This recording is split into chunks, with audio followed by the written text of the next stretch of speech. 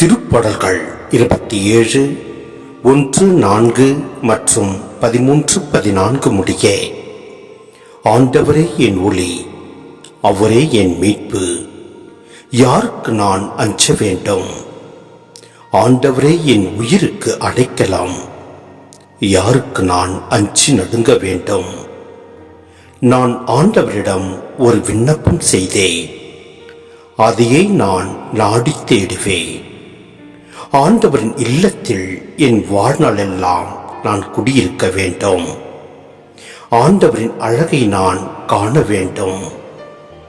அவரது கோவிலில் அவரது திருவுளத்தை கண்டறிய வேண்டும்.